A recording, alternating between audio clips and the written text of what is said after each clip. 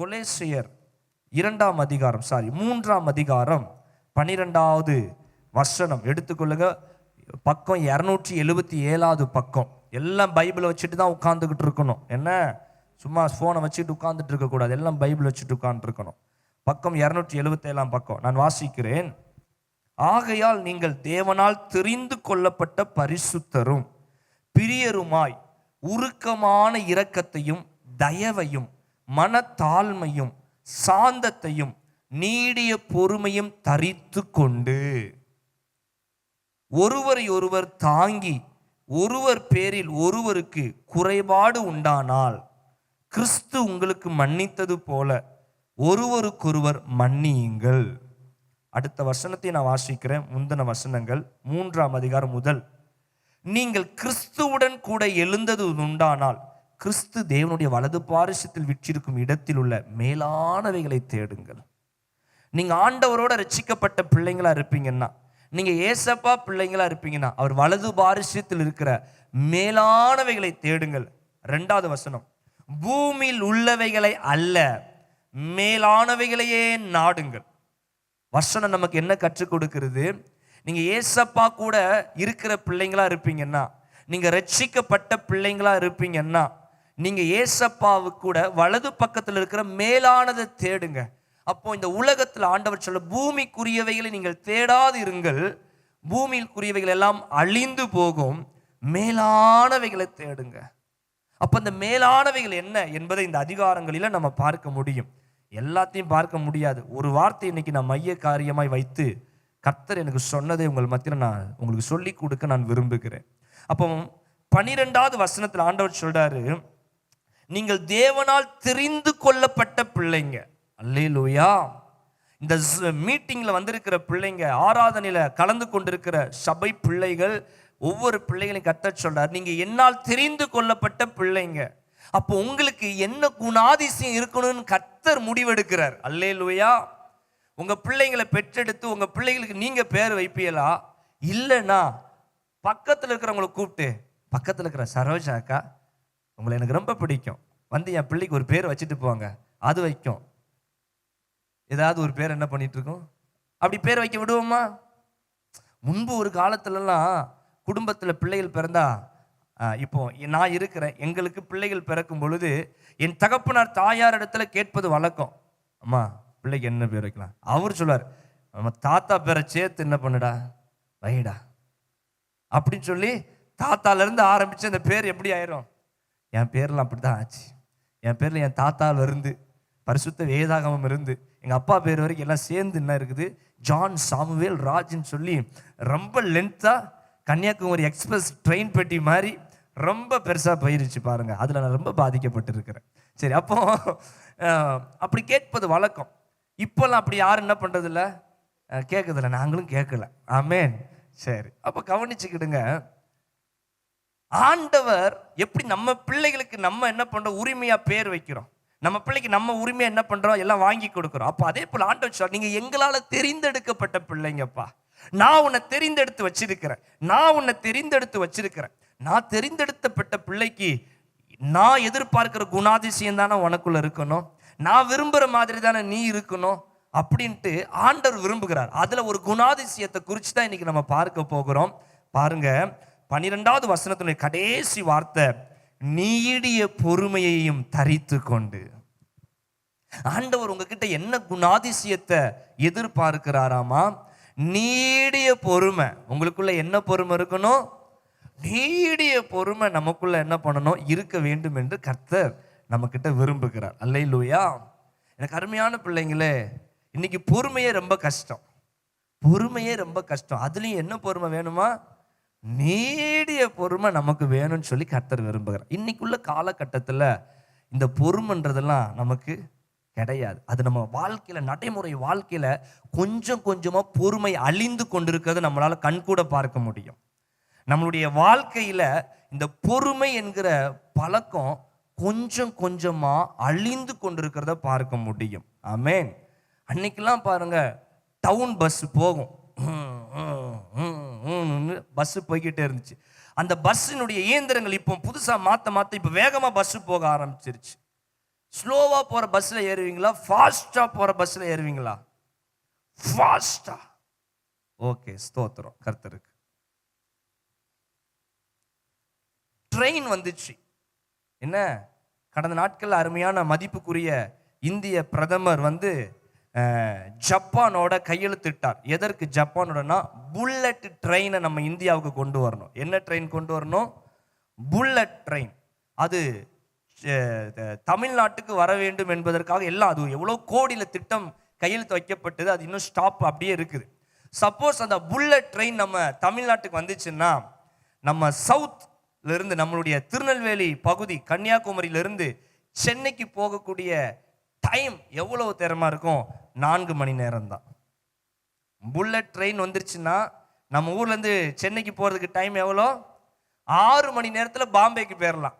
அப்படிலாம் போச்சுன்னா நம்ம சர்ச்சில் இருக்கிற சில பிள்ளைங்களாம் சல்லுன்னு ஒரு நாள் போயிட்டு ரிட்டர்ன் வந்துடுவோம். சரிங்களா? அப்போ ரொம்ப வேகம், பொறுமையாக நமக்கு விருப்பம் இல்லை. அல்லேலூயா.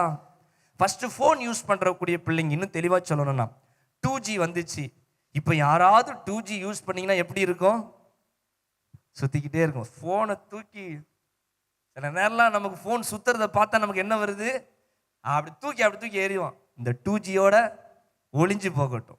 அப்போ 2G நமக்கு பிடிக்கல. அதுக்கப்புறம் 3G வந்துச்சு. 3Gயுமே இப்போ நமக்கு அது அந்த அளவுக்கு ஃபாஸ்டாக இல்லை. இப்போ என்ன G வந்துட்டு? 4G. தட்டவுன்னு டப்புன்னு திறந்துடணும். ஆமாம், போட்டோன்னு திறந்துடணும். அது நமக்கு லேட்டே ஆகக்கூடாது. அப்படி சுத்தினாலே நமக்கு அந்த ஒரு 2-3 செகண்ட் சுத்தினா கூட நமக்கு என்னமோ ஒரு மாதிரி தோணுது பத்தியெல்லாம். அப்போ நம்ம நடைமுறை வாழ்க்கையிலிருந்து அந்த பொறுமை குணாதிசயம் அழிஞ்சிக்கிட்டே இருக்குது. ரொம்ப ரொம்ப அழிஞ்சுக்கிட்டே இருக்கு. அடுத்தது 5G டெக்னாலஜி வந்தாச்சு. 5G ரொம்ப ஃபாஸ்ட், அதிவேக ஃபாஸ்ட். இந்த ஃபாஸ்டோட எங்க போயிடலாம் நம்ம எல்லாரும்? அப்போ நமக்கு இந்த பொறுமை என்கிறது நம்மளை விட்டு கொஞ்சம் கொஞ்சமா நம்மளை விட்டு போய்கிட்டே இருக்குது. அப்போ இது எங்க இருக்கு, எதுல போய் பாதிக்குதுன்னா, கர்த்தருக்குரிய காரியத்துல நம்ம வளருவதற்கும் இந்த பொறுமை நமக்கு இல்லாததுனால நம்ம ரொம்ப பாதிக்கப்படுறோம். பாருங்க, இன்னைக்கு இதுலயே நம்ம பழகிட்டோம். நம்ம பிள்ளைகளுக்கு சீக்கிரம் ஏதாச்சும் வாங்கி கொடுத்துடணும். பொறுமை இருக்குதா? நம்ம பிள்ளைங்க ஏதாச்சும் கேட்குது, மக்களே கொஞ்சம் பொறுத்துக்கோ, நான் உனக்கு வாங்கி தரேன். பொறுமை கிடையாது. உடனே வாங்கித்தாங்க. எனக்கு இப்பவுமே பைக் வாங்கி தரணும். எனக்கு மக்களே இருடா, கொஞ்சம் பைசா ஏதாச்சும் வந்துச்சுன்னா, இல்லை இல்லை எனக்கு உடனே எதை வாங்கி தரணும். எனக்கு பேக் வீல் டயர் பெருசாகும், ஃப்ரண்ட் வீல் ஃப்ரண்ட் தூக்கிட்டு போற மாதிரியும், அந்த சீட் இப்படி குத்தக்க நிக்கிற மாதிரியும். இன்னைக்குள்ள டெக்னாலஜி பிள்ளைகள் எதை கேட்குறாங்க? இல்லை அப்பாக்குள்ள டிவிஎஸ் சாம்ப் இருக்குது மக்களே, அப்பாக்குள்ள அந்த பைக் இருக்குது, அதை எடுத்துட்டு ஓட்டுக்கா. இந்த பையன் மனுஷ பையன் ஓட்டுவானா? இந்த பைக்கை என்னடா டக்குன்னு அப்பாவை இப்படி கேவலப்படுத்திட்ட? அப்பாவை யாருமா சொன்னா? இந்த பைக்ல எங்களுக்கு வேண்டாம், எங்களுக்கு எந்த பைக்கு தான் வேணும். பொறுமை கிடையாது. இன்னைக்கு நம்ம உலகத்துல நம்ம பாருங்க. அப்போ இது எதுல கொண்டு போய் முடி? இதெல்லாம் பிசாசின் தந்திரம். அது ஆவிக்குரிய பிள்ளைங்க பகுத்தறிஞ்சுக்கிடுவீங்க. ஆவிக்குரிய பிள்ளைங்க பகுத்தறிஞ்சுக்கிடுவீங்க. அப்போ நம்மளை பிசாஸ் இப்படியே பழகி வைக்கிறான். இந்த ஃபாஸ்டா போ. ஆசைப்பட்ட உடனே அந்த பொண்ணு நமக்கு கிடைச்சிடணும். சில உங்களுக்கு புரியுற மாதிரி சொல்றேன். ஆசைப்பட்ட உடனே அது நமக்கு கிடைச்சிட்டுனா உடனே அப்புறம் கல்யாணம் பண்ணி அப்புறம் கஞ்சிக்கு வழி இல்லாம தான் அலையணும். புரியுதா? இன்னைக்கு எத்தனை வாலிபர்கள் நீங்க அழிஞ்சுக்கிட்டு இருக்கிறாங்க. அந்த காலத்துக்கு முன்பதாகவே எது வருது? காதல். அந்த காலத்திற்கு முன்பதாகவே எப்போ வந்துடுது? 14 வயசு தாண்டிடுச்சுன்னா போதும், அந்த 15 வயசு தாண்டிடுச்சுன்னா போதும், அதுங்களுக்கு என்னென்னமோலாம் வந்துடுது. ஏன்? பொறுமை இல்லை. என்ன இல்லை? நல்லா புரிஞ்சுக்கிடுங்க. நம்ம வாழ்க்கை நடைமுறையில ஒவ்வொன்றையும் நம்ம நல்லா கவனிச்சு பார்த்தோம்னா நமக்கு இந்த அவசரம், அதுக்குள்ள அவசரம் கொடுக்குன்னுவாங்கல்ல, அவசர கொடுக்கு முந்திக்கிடுறது பொறுமைன்றதே கிடையாது. அப்போ இந்த பொறுமை இல்லாத காரியம், இந்த பிசாசு நம்மளை வேகமா பண்ணு, ஃபாஸ்டா போ, அதை செய் நம்மளை ரொம்ப ஒரு தீவிரப்படுத்துறது. கடைசியில் எங்க போய் முடிஞ்சிருதுன்னா, கர்த்தருக்குரிய காரியத்திலையும் நமக்கு பொறுமை என்பதே வரல. உடனே வந்துடணும். ஜெபம் பண்ணி முடிச்ச உடனே நமக்கு எது கிடைச்சிடணும்? உடனே அற்புதம் நடந்துடணும். 1ஆம் தேதி வாக்குத்தத்தம் ரிலீஸ் பண்ண உடனே, 1ஆம் தேதியே நடக்கலனாலும் ஒன்றும் இல்லை பாஸ்டர், 2ஆம் தேதி நடந்தா எனக்கு பிரச்சனை இல்லை. நமக்கு உடனே என்ன வந்துடணும்? நமக்கு அற்புதம். அப்போ இது நம்ம ஆண்டவருக்குள்ள நம்மளை பாதிக்குது. ஆனால் கர்த்தரை நம்ம கிட்ட என்ன எதிர்பார்க்கிறாருன்னா, நீங்க நீடிய, நான் தெரிந்து கொண்டவர்கள் நீடிய பொறுமையை தரித்து கொள்ள வேண்டும். பைபிள்ல சொல்லியிருக்கிறத நம்ம பார்த்தோமா இல்லையா? நான் தெரிந்து கொண்ட பிள்ளைங்க. அப்ப ஆண்டவர், நான் உன்னை செலக்ட் பண்ணியிருக்கிறேன். அழைக்கப்பட்டவங்க நிறைய பேர். இந்திய தேசத்துல 138 கோடி பேர் இருக்கலாம். ஆனா அநேகர் இருக்கலாம். நான் உன்னை விசேஷமா, நான் உன்னை தெரிந்தெடுத்து வச்சிருக்கிறேன், உன்னை நான் முன்குறித்து வச்சிருக்கிறேன். அப்ப முன்குறிக்கப்பட்ட பிள்ளை, நான் உன்னை பார்த்து தான் சொல்றேன், நீ நீடிய பொறுமையை கொஞ்சம் தரித்துக்கொள். நீ நீடிய பொறுமையை தரித்துக்கொள், அவசரப்படாத. அல்லேலூயா. இந்த மெசேஜ் சீக்கிரம் முடியணும்னு சொல்லி அவசரப்படாதீங்க. என்ன காத்து போன மாதிரி இருக்கு? இந்த மெசேஜ் சீக்கிரம் முடியணும்னு சொல்லி அவசரப்படாதீங்க. இந்த மெசேஜினுடைய டைட்டிலின் பிரகாரமாகவே இன்றைக்கு நீடிய பொறுமையா.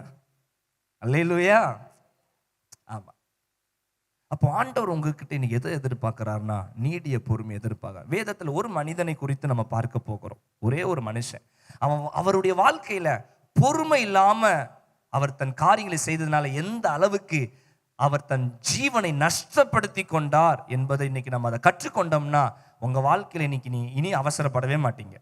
இன்னைக்கு இந்த மெசேஜை நீங்க பொறுமையா உட்கார்ந்து கேட்பீங்கன்னா, உங்க வாழ்க்கையில இன்னைக்கு நான் சொல்லக்கூடிய ஒரு மனிதனுடைய வாழ்க்கையை குறித்து நம்ம படிக்க போகிறோம். அந்த மனிதன் பொறுமை இல்லாம அவசரப்பட்டதுனால எப்படி அவருடைய வாழ்க்கை அழிந்தது என்பதை நம்ம கற்றுக்கொண்டோம்னு சொன்னா, நம்ம வாழ்க்கையில நீ ஒரு நாள் அவசரப்படவே மாட்டோம். இது ரொம்ப முக்கியமான மெசேஜ், ரொம்ப ரொம்ப இம்பார்ட்டன்டான மெசேஜ். இதை ரொம்ப என்ன பண்ணுங்க, கவனிச்சு கேளுங்க. கர்த்தர் உங்களை ஆசீர்வதிக்க அவர் வல்லமையுள்ளவராய் இருக்கிறார். அல்லேலூயா. பார்க்க போகிறோம் அந்த மனிதனை குறித்து. 1 சாமுவேல் எடுத்துக்கொள்ளுங்க. 1 சாமுவேலின் புஸ்தகம் 13ஆம் அதிகாரத்தை நாம் யாவரும் திருப்பிக் கொள்ளும். 1 சாமுவேல் 13ஆம் அதிகாரத்தை எடுத்துக்கொள்ளுங்க. இந்த வாக்கியங்களிலே, அதிகாரங்களிலே சவுல் என்கிற ராஜாவை குறித்து இதுல சொல்லப்பட்டிருக்கிறது. நம்ம சவுலை குறித்து இன்னைக்கு நம்ம தியானிக்க போகிறோம். இந்த பொறுமை இல்லாமல் இந்த சவுல் செய்த சில காரியங்கள் எப்படி அவருடைய வாழ்க்கையை அழிவுக்கு நேராக கொண்டு போச்சு அப்படின்னு நம்ம பார்க்க போகிறோம். சவுல் என்கிற ஒரு மனிதனை ஆண்டவர் ராஜாவாய் தெரிந்தெடுத்தார், ராஜாவாயும் மாற்றிவிட்டார். மாற்றின பிறகு சாமுவேல் என்கிற தேவ மனிதனை கொண்டு அவர் சொல்லுகிறாரு, நான் பலி செலுத்தும்படியாக வருவேன், அதனால் நீ எனக்காய் காத்திரு. சாமுவேல் சொல்றாரு, நான் பலி செலுத்த கில்காலுக்கு நான் வருவேன்ப்பா, அது வரைக்கும் நீ காத்திரு. அந்த வசனத்தை வாசிக்க கேட்போம். 1 சாமுவேல் 13ஆம் அதிகாரம் 8வது வசனத்தை வாசியுங்க. அவன் தனக்கு சாமுவேல் குறித்த காலத்தின்படி 7 நாள் மட்டும், பாருங்க, அவன் தனக்கு சாமுவேல் குறித்த காலத்தின்படி 7 நாள் மட்டும் காத்திருந்தான். சாமுவேல் சொன்ன 7 நாளுக்குள்ள நான் வந்துருவேன். எப்படி? 7 நாளுக்குள்ள நான் வந்துருவேன், நீ காத்திரு. அப்போ காத்திருந்தான். சாமுவேல் கில்காலுக்கு வரவில்லை. சாமுவேல் சொல்லப்பட்ட பிரகாரம் கில்காலுக்கு வரவில்லை. சாமுவேல் சொல்லிட்டார், நான் 7 நாளுக்குள்ள நான் வந்துருவேன். என்ன 7 நாளுக்குள்ள வந்துருவேன், நம்ம பலி செலுத்துவோம். என்ன காரியம் நடந்து கொண்டிருக்குன்னா, பெலிஸ்தியர்கள் யுத்தத்திற்கு ரெடியா நிக்கிறாங்க, இஸ்ரவேலோட யுத்தம் பண்றதுக்கு. 2 நாடும் சண்டையிடக்கூடிய ஒரு தருணம். அப்போ ஒரு நாடு சண்டையிடுதுன்னா, தேவ பிள்ளைங்க தேவனுக்காய் பலி செலுத்தின பிறகுதான் யுத்தத்துக்கு புறப்பட்டு போவாங்க. பலி செலுத்தின பிறகுதான் யுத்தத்துக்கு போகணும். பலி செலுத்தாம யுத்தத்துக்கு போக கூடாது. நான் சொல்றது புரியுதுங்களா? அப்போ பலி ரொம்ப இம்பார்ட்டன்ட். இப்போ சுத்தி பெலிஸ்தியர்கள் வந்துட்டாங்க. அந்த பெலிஸ்தியர்களுக்காக இஸ்ரவேல் ஜனங்கள் பயந்து போய் என்ன பண்ணாங்கன்னா, எல்லாம் சவுலை விட்டு ஓடி போயிட்டாங்க. சவுலை விட்டு ஓடி போயிட்டான். யுத்தத்துக்கு ரெடியா நிக்கிறார். இப்ப சவுலு கூட எல்லாரும் ஓடிட்டான். 3000 பேர் தான் இருக்கிறான். இப்ப எத்தனை பேர் இருக்கிறான்? சூழ்நிலை நல்லா புரிஞ்சுக்கிடுங்க. அப்பதான் உங்க பொறுமையை நீங்க கற்றுக்கொள்ள முடியும். நான் என்ன பாஸ்டர் செய்யறது, என் சூழல் அப்படி இருந்துச்சு, அதான் அவசரப்பட்டேன். இந்த பேச்சுக்கு இனி நம்ம இடம் கொடுக்க கூடாது. ஒரு அல்லேலூயா சொல்லுங்க. பாஸ்டர் நான் பொறுமையா தான் பாஸ்டர், நானும் சூழலை என்ன மாத்திருச்சு, அதை தான் இன்னைக்கு உடைக்க போறோம். அல்லேலூயா, அதைத்தான் இன்னைக்கு உடைக்க போகிறோம். அப்போ யுத்தம் வருகிறது. 3000 பேர் தான் இருக்கிறான். மற்றவெல்லாம் ஓடி போயிட்டான். மலைகளிலும் குன்றுகளிலும் பதுங்கி கொண்டார்கள். ஆனா பெலிஸ்தியர்கள் எத்தனை பேர் தெரியுமா? 30,000 ரதம். எத்தனை பேரு? 30,000 ரதம் எங்க இருக்குது? 3000 பேர் எங்க இருக்கிறான்? 6000 குதிரை ஆட்கள் இருக்கிறாங்க. எப்பா, ஏகப்பட்ட திரள். சவுல் கூட இப்ப எத்தனை பேர் இருக்கான்? 3000 பேர். இப்படிப்பட்ட சூழ்நிலைமையில சாமுவேல் சொல்றாரு, 7 நாள் வெயிட் பண்ணு, நான் வந்துருவேன். இப்ப 7 நாள் ஆகிருச்சு, யார் வர காணோம்? சாமுவேல் வரவில்லை, கீழ்காலுக்கு வரவில்லை. அடுத்ததுமா, ஜனங்கள் அவனை விட்டு சிதறி போனார்கள். போச்சு. இருக்கிற கூட்டம் இப்ப எங்க போகுது? சூழ்நிலை எப்படி மாறுது பாருங்க. சாமுவேல் இன்னும் கீழ்காலுக்கு வரல.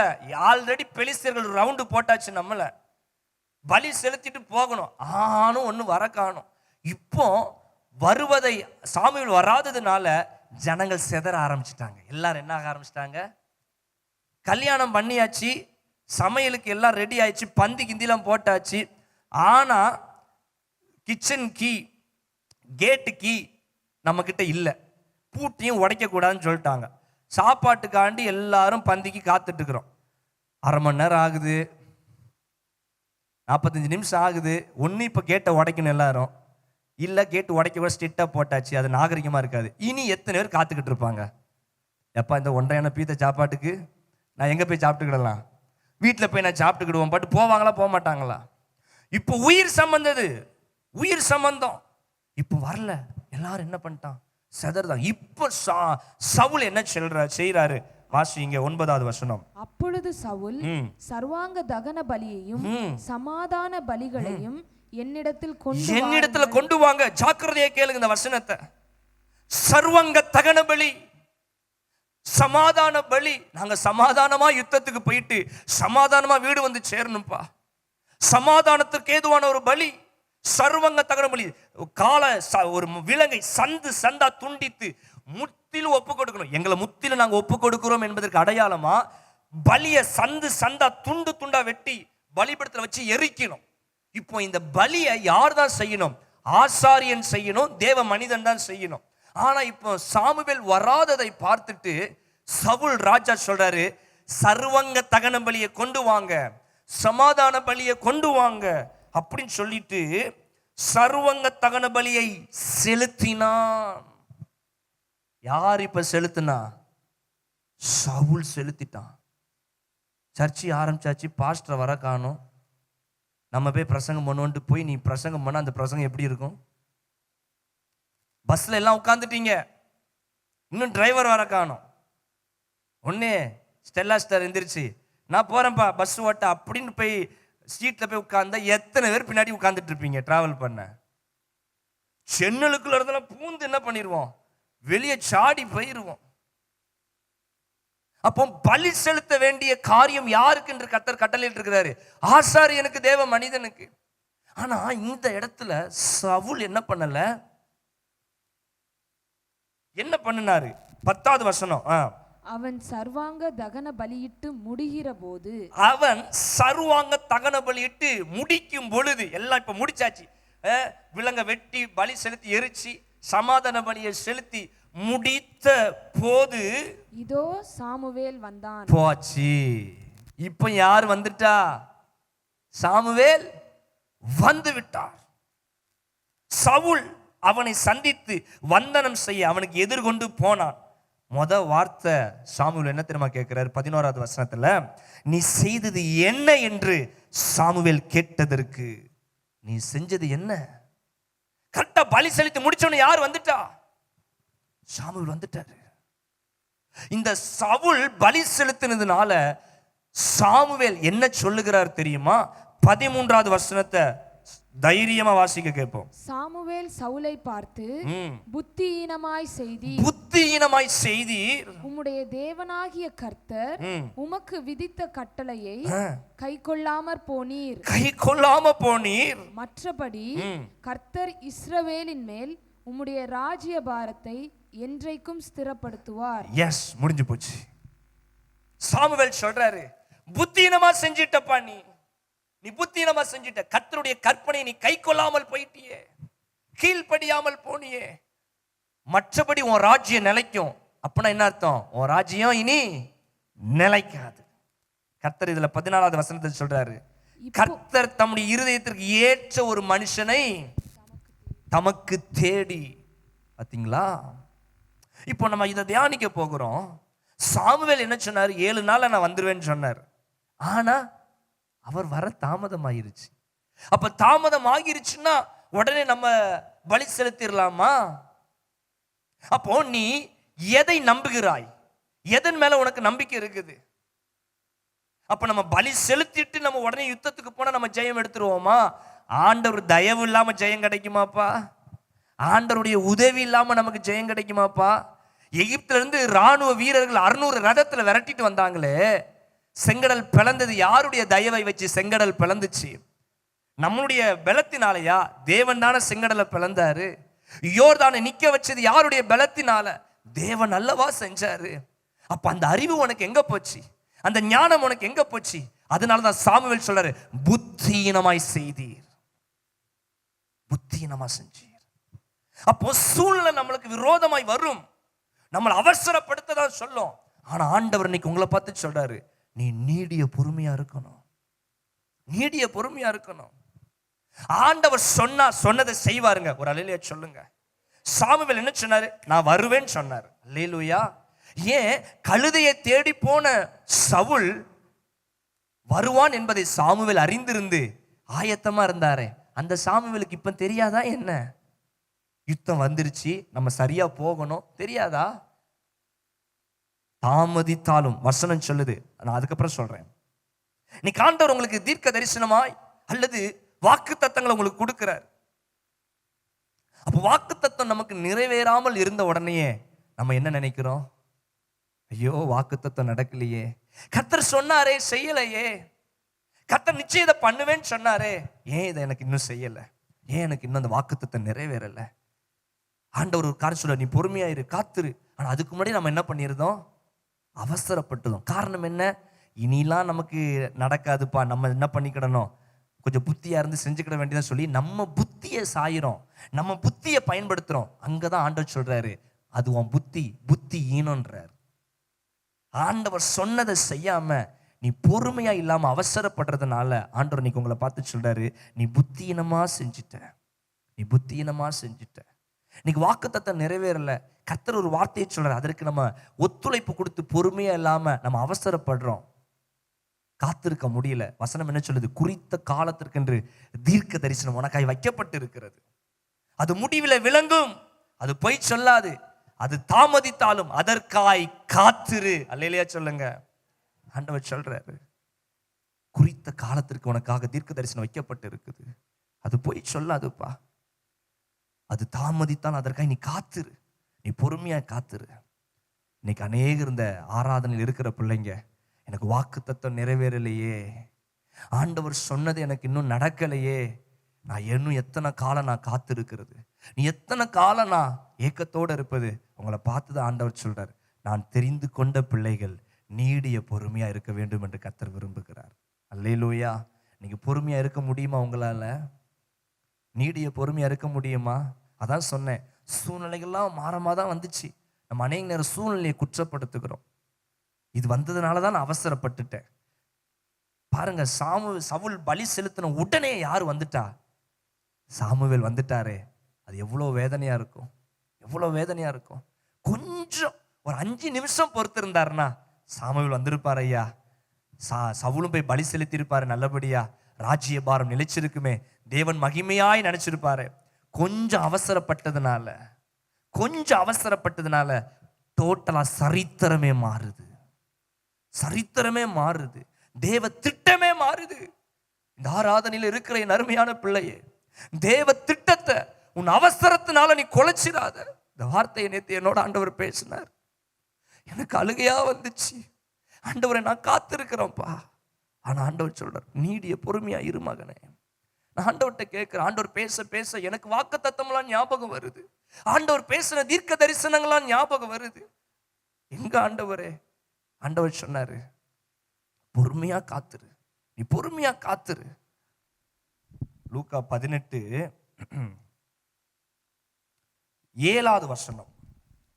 அந்தபடியே தேவன் தம்மை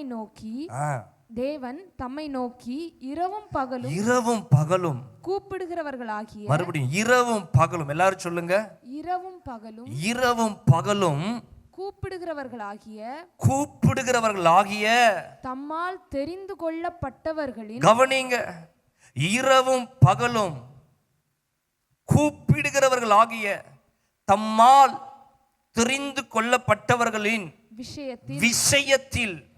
என் அருமையான சகோதரனே சகோதரியே, கொலேசியர்ல பார்த்தோம், கர்த்தர் தெரிந்து கொள்ளப்பட்டவர்களை பார்த்து தான் கர்த்தர் சொல்றாரு, நீடிய பொறுமையாயிரு. இன்னைக்கு இந்த இடத்துல ஆண்டவர் மறுபடியும் உங்களை பார்த்து சொல்றார், தம்மால் தெரிந்து கொள்ளப்பட்ட பிள்ளைங்க விஷயத்தில் இரவும் பகலும் எப்பவும் ஜெபிக்கிற பிள்ளை. பாஸ்டர், நான் அதிகமா ஜெபம் பண்றேன், அதிகமாய் காத்திருக்கிறேன், அதிகமாய் ஆலயத்துக்கு ஓடி வரேன். உங்களை பார்த்து தான் சொல்றாரு, உங்க விஷயத்தில் என்ன விஷயம்? எது கிடைக்கலன்னு சொல்லி ஏங்கிக்கிட்டு இருக்க, எது எனக்கு தாமதமாகிக்கிட்டு நீ ஏங்கிக்கிட்டு இருக்க, எனக்கு அதெல்லாம் ஒன்றும் கிடைக்கவே இல்லையே, எனக்கு அற்புதமே நடக்கலையே. உன் விஷயத்தில் கர்த்தர் சொல்றாரு, உன் விஷயத்தில் எப்படி இருப்பாராமா? நீடிய பொறுமையுள்ளவராய் இருந்து அவர்களுக்கு நியாயம் செய்யாமல் இருப்பாரோ? அல்லேலூயா சொல்லுங்க. மகளே மகனே, இன்னைக்கு உன்னை பார்த்து சொல்றாரு, உன் இரவும் பகலும் ஜெபம் ஆண்டவருக்கு தெரியும். உன் அதிகாலை ஜெபம் ஆண்டவர் பார்க்கிறாரு, உன் மாலை நேர ஜெபத்தை கர்த்தர் பார்க்கிறாரு, உன் இரவு ஜெபத்தை கர்த்தர் பார்க்கிறார். நீ ஆண்டவரை தேடி ஆலயத்திற்கு வருவது, உன் வீடுகளில் ஆண்டவரை தேடுகிறது, நெடு நாட்களாய் உன் இருதயம் இளைக்க பண்ணி காத்திருக்கிற காரியம் விஷயத்தை ஆண்டவர் பார்க்கிறாருமா. ஆனா ஆண்டவர் நீடிய பொறுமையா இருந்து உனக்கு நியாயம் செய்யாமல் இருப்பேனோன்னு கர்த்தர் சொல்றாரு. எனக்கு அருமையான பிள்ளையே, இன்னைக்கு ஆண்டவர் உன்னை பார்த்து சொல்ற, நீடிய பொறுமையா இரு. உன் குடும்பத்துக்குள்ள நீ எப்படி இருக்கணும்? நீடிய பொறுமையா இருக்கணும். கர்த்தர் சொன்னதை நிச்சயம் அவர் நிறைவேற்றுவார். ஆராதிப்போமே அவரை.